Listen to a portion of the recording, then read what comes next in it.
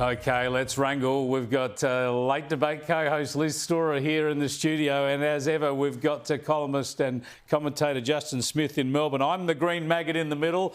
I'm going to toss up the ball, the nuclear debate, and you guys can open up the game. What do you reckon, Justin? Are you all in on nukes?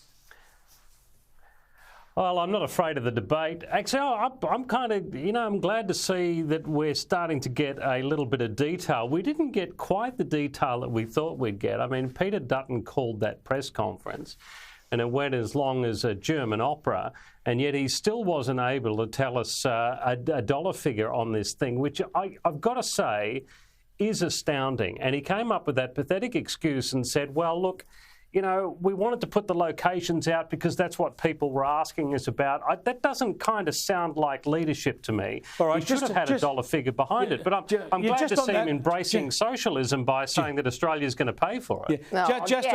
Just on that, before I hand over to Liz, just on that, and I think costings are important, could you tell me what figure the Labor Party have put on their transition to renewables?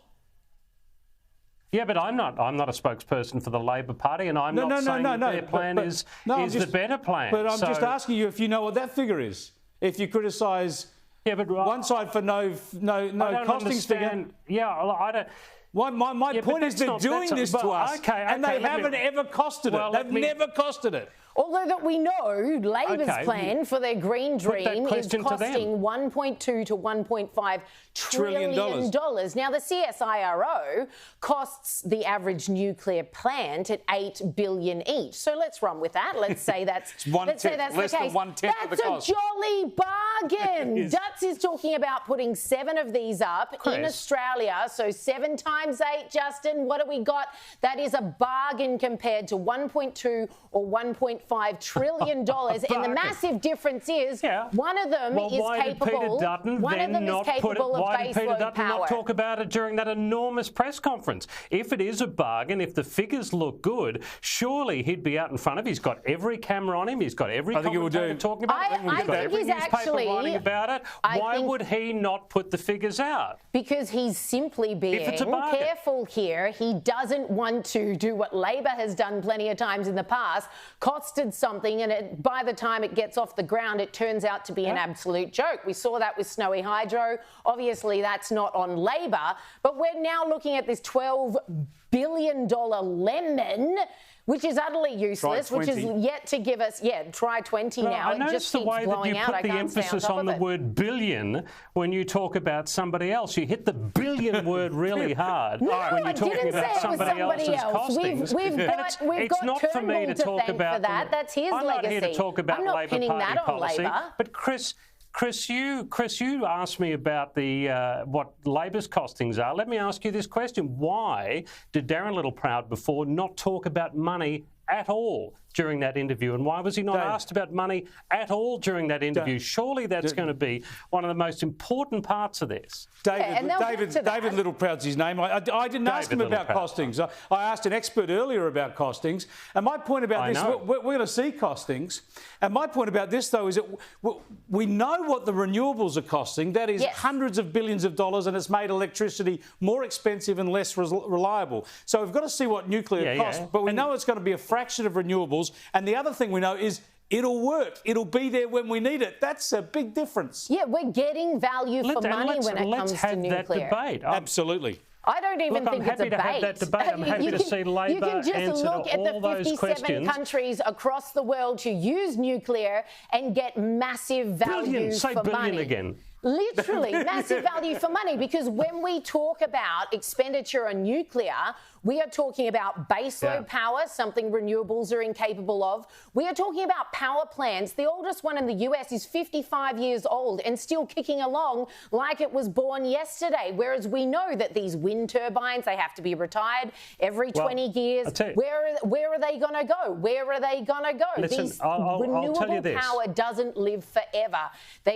We're doing this massive grid layout because they don't have access to the grid, building these plants on top of the coal-fired power stations. You're right on top of the grid already. problem solve it. Oh, look, I'm very happy to see this debate happen. I'm very happy to see it happen. But watching Peter Dutton's performance today, then the chances of this happening, I tell you what, if he gets this plan up the way he thinks he's going to get this plan up, I'll fill my bum full of plutonium, because it's not going to happen the way he thinks at the moment. Okay, we're going to keep that. I'm going to keep that. We're going to keep that. I'm going to try and I'm going to go to the next That's issue while I'm contemplating the half-life of your bum crap. Let's go to anti-Semitism, which is a very heavy topic on the back of all that. Although it's been turned into a bit of a laugh because the latest pro-Palestinian nitwit to turn up at one of Jerry Seinfeld's Australian shows has been hit out of the park yet again. Have a look. You're getting them on your side. Can you hear it? Boo! There's the police. You have strong political feelings, but you don't know where to say them. You think that ruining the night, it doesn't affect me. All these people, you're ruining their night. Yes!